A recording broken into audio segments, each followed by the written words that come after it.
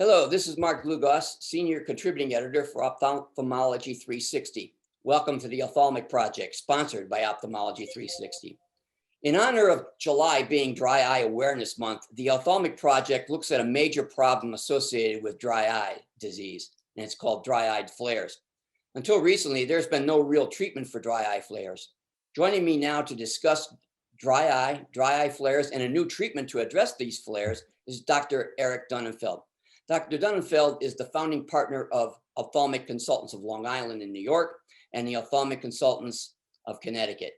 He is also a clinical professor of ophthalmology at New York University. Dr. Donnenfeld, welcome to the Ophthalmic Project.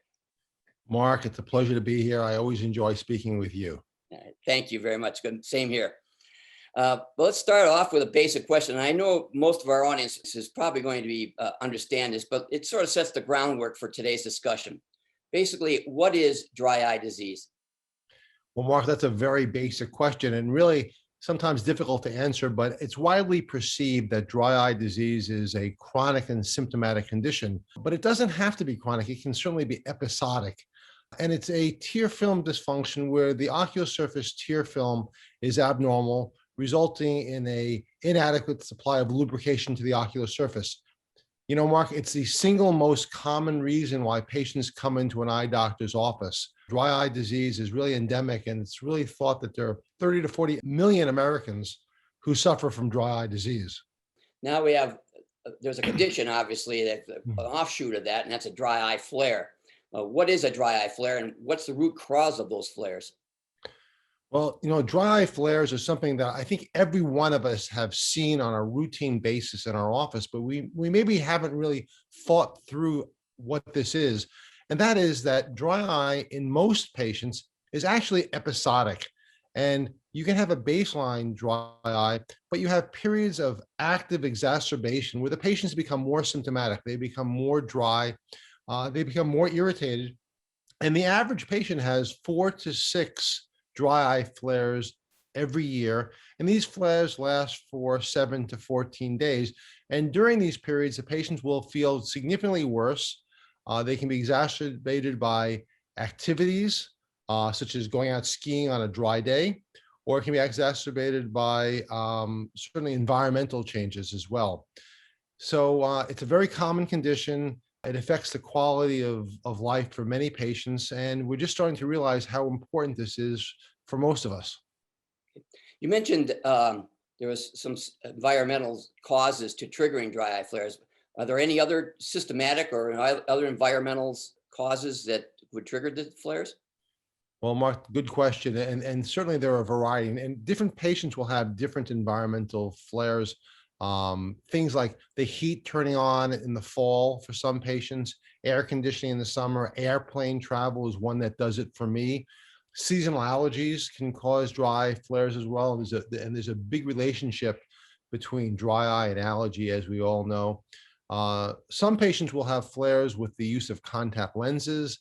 We see them in surgery very commonly, and patients having LASIK or cataract surgery will cause a flare that can be significant. Finally, and I think epidemic, is the use of excessive digital devices can really cause dry flares on a routine basis.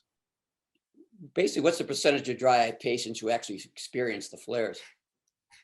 You know, I would answer that question by saying every one of them, but the literature says 80 to 90% of patients have dry flares, but I don't think I've ever seen a patient who didn't experience some type of dry flares on a routine basis.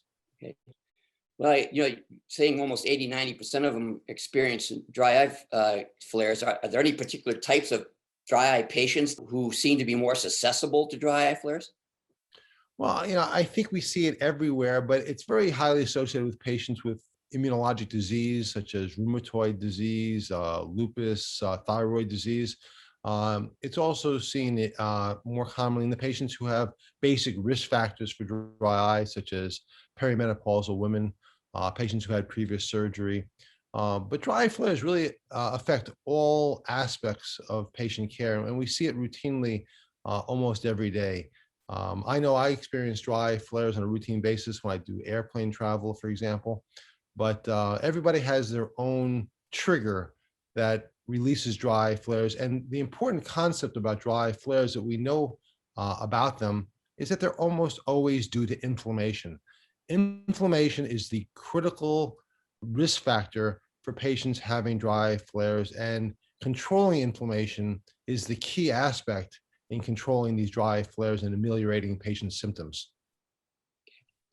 Well, it's widely agreed that the majority of patients with chronic or dry eye experience flares, as you said. The pathophysiology is not well understood. What do we know about the dry eye flares? And basically what I'm asking is, what's the ophthalmic science telling us about dry eye flares? Well, what we know about dry eye flares is we know that they're inflammatory. We know that they affect T lymphocytes are involved, and they affect the adhesion of lymphocytes to the epithelial surface. We know that they can cause increase in inflammation. We can see elevation of tear osmolarity. Matrix metalloprotease levels can be elevated in these patients. And there have been some wonderful research that's been done on dry eye flares. Recently, a wonderful article by Perez and Stern and Flugfelder really looked at the science of dry eye flares and showed that there's an innate immune response in many of these patients that goes to lead to exacerbation of these patients' dry eye. Do you think, do we still need a lot of research to be conducted in this area? Is it still needed? You know, dry eye is the most common reason why patients come to our office. And it's really very simplistic to say this, but we just don't know a lot about dry eye. There's so much more that we're learning about it. There are new drugs that are being developed, but dry eye is one of the great unmet needs right now we have in eye care. And I can't emphasize enough how important it is to continue research and to continue devoting time and effort to finding better understanding of dry eye and better treatments as well. Okay, now we're going to move to a little bit of thing in terms of from the eye care provider's perspective. In treating patients suffering from dry eye flares, are there any targeted questions that eye care providers should ask their patients during their evaluation so that could help them develop a comprehensive treatment strategy? You know, Mark, great question. And I would take a step back from that and say that it's important to just ask your patients if they have dry eye to begin with. And we have a modified questionnaire. It's a modification of the SPEED questionnaire that we give to our patients when they walk into the office. And we ask patients if they have certain baseline characteristics that we think put the patient at risk of having dry eye. Asking questions like, do the eyes feel irritated, foreign body sensation? Do they feel dry? Simple questions like that. And now we've actually modified that questionnaire to ask them if they also have symptoms of dry eye flares. And we ask them if their symptoms vary during certain periods of the year, and whether there are any environmental or activities that predispose them to worsening of their ocular symptoms. I think it's a very fundamental question to ask your patients. So when you diagnose a patient with dry eye, I think it's really important to take a step beyond that and pursue the dry eye and find out how it affects the patient and whether it's chronic and a plateau or whether it's episodic with large peaks and valleys of dry eye, which is really the hallmark of dry eye flares. As a matter of fact, Mark, and you certainly know this, is that there are many patients, maybe 50% of patients who are diagnosed with dry eye who don't really have chronic dry eye. They really have episodic dry eye. They have flares, and the flares occur 4 to 6 times a year, but for the rest of the year, they really don't have any signs or symptoms of dry eye. I think it's important to think about maybe treating these patients a little bit differently than we would treat a patient with a plateau of dry eye that may have just occasional flares during the course of the year. I don't know if you might have answered this question, but I'm going to throw it out anyway, because dry eye flares being an inflammatory driven disorder, what should the eye care provider be evaluating and determine his or her treatment plan? Well, I think it's important as an eye care professional to get the history. And dry flares may not be present when the patient walks into your office. So you want to know how the patient's level of dry eye symptomatology on that day compares to what it's like during other time periods when they may be worse. So when I evaluate a patient for dry eye, I do the fairly normal tests that most eye care professionals do. I look at the lid margins, I look at the tear film, I like staining the conjunctiva with lissamine green. I use fluorescein to look at the cornea. I look at tear breakup time. I don't do Schirmer testing so often. And I like to use MMP9 testing and tear osmolarity on patients who I'm convinced have dry eye to find out whether I think it's inflammatory or not. But you want to know from the patient if their level of dry eye symptomatology varies during the course of the year and where they are in that cycle when they walk into your office. Are they coming in at the period of time when they're least symptomatic or most symptomatic? Because my level of therapy is going to be predicated not only by my physical findings, but actually more importantly, by the patients relating their symptomatology and how their symptoms vary during the course of the year. I might start off with a lower level of therapy for a patient who comes in who says that they're experiencing their worst symptoms on that day, as compared to a patient who comes in who says that they're actually fairly mild on that day, but they can get much worse. So my level of therapy is predicated not only on physical findings, but patient history. Prior to the recent FDA approval of a new drug to treat dry eye and dry eye flares, and we'll discuss that momentarily, what other therapies were available to eye care providers to really try to manage dry eye flares? Well, foundational therapy for dry eye has for years been artificial tears.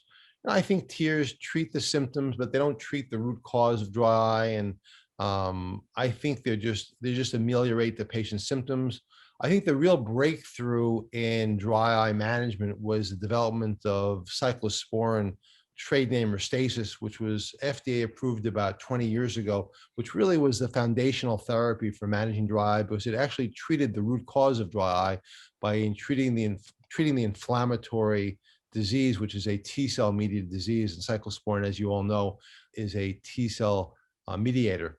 So that was kind of the first therapies. And then we had other therapies were developed. We have other cyclosporin products that are now available. We also have the use of lifitegrast or Xiidra, which is a wonderful T cell modulator as well. And we have some new anti-inflammatory therapies that are being developed also.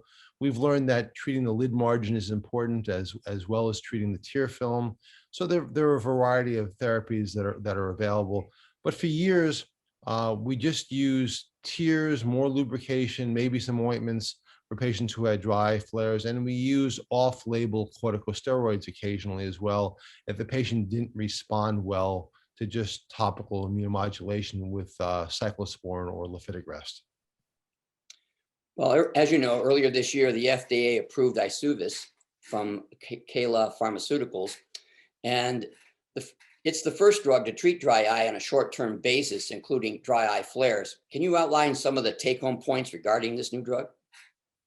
Well, I think this is exciting. And what I love about this product, the Eysuvis from Kala, is that it rapidly improves symptoms. And patients who come in with flares don't want to have a long-term therapy that's going to take weeks to months to become asymptomatic. This drug works very quickly. And what Eysuvis is, it's a 0.25% lodiprednol etabonate ophthalmic suspension. And it's formulated with a nanotechnology. So the particles are about 500 nanometers or smaller. And it's designed with a special delivery system called Amplify that allows these very small nanotechnology lodiprednol molecules to penetrate through the normal mucus that's found in the tear film to get to the target tissue, which are the epithelial cells that are the root cause of dry eye. So that not only is it a FDA approved therapy for dry eye, it also really has dramatically changed the way the lodiprednol is delivered by using this nanotechnology to get into the tissues. I've been a big fan of lodiprednol for a long time. It's one of the safest drugs we use in ophthalmology as an anti-inflammatory. It's the only ester corticosteroid, which means that the body's innate esterases can take the molecule and inactivate it so that it doesn't have nearly the long-term complications of the amide corticosteroids. So there's much less cataractogenesis, there's much less pressure spikes, making Eysuvis one of the safest drugs I've used. And the fact that it's FDA approved for the treatment of dry eye flares makes me feel very comfortable with it. The official use of the drug is that it's approved for use for up to 2 weeks, and it's meant to be used 4 times a day for that 2-week period of dry eye flares.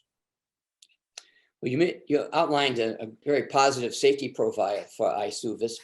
Are there any serious adverse results in patients using it? Well, in the FDA trials, it was very safe. And I want to point out that the FDA trials with Eysuvis are the largest FDA trials ever in the history of dry, with over 2,800 patients participating in the trials. And the level of safety was extraordinary. As a matter of fact, the incidence of a pressure elevation of greater than 10 millimeters of mercury was only 0.3%, or 1 in about 333 patients had a pressure spike during the course of the study. Cataractogenesis was not a problem. And I think as long as eye care professionals use this drug as it's meant to be used and is FDA approved at 4 times a day for 2 weeks, I think we can say the safety profile of this drug should be exceptional. And I think it will be a very useful treatment for a chronic disease that we really don't have a good treatment for right now, and that is dry eye flares. How have you been using Eysuvis in your practice, and what kind of results are you getting from the drug? Well, Eysuvis is FDA indicated for dry eye flares, and I find it to be very helpful for that. And I use it all the time for dry eye flares. I find it to be exceptionally helpful for these patients. And I kind of bifurcate, Mark, my dry eye patients. For patients who have chronic dry eye, I believe very strongly in starting on an immunomodulator. First line therapy for me has been lifitegrast. I also will occasionally use cyclosporin. And then when they flare up, I will add Eysuvis as a second line therapy. And I view dry eye as having very many similarities to glaucoma. In glaucoma, we have multiple therapies that we use to treat glaucoma. And I think dry eye is the same way. And I think having multiple immunomodulators adds to the benefit of the therapy. I will also mention that one of the problems that I've seen and has been well documented is that many patients, when they start a dry eye therapy, like lifitegrast or like cyclosporin, they experience burning and irritation that makes the use of these medications difficult. And a lot of patients discontinue the use of these immunomodulators before they really have a chance to be successful. A real pearl is I like to use Eysuvis in conjunction with cyclosporin or lifitegrast as initiation therapy for these medications. And what I do is I start the patient on Eysuvis 4 times a day, generally for 2 weeks, as is FDA indicated, and then taper it down to twice a day for 2 weeks, and then stop the medication. At the same time, I will start the immunomodulator, whether it be lifitegrast or cyclosporin, the way it's intended to be used. They're both BID drugs. I continue those medications twice a day.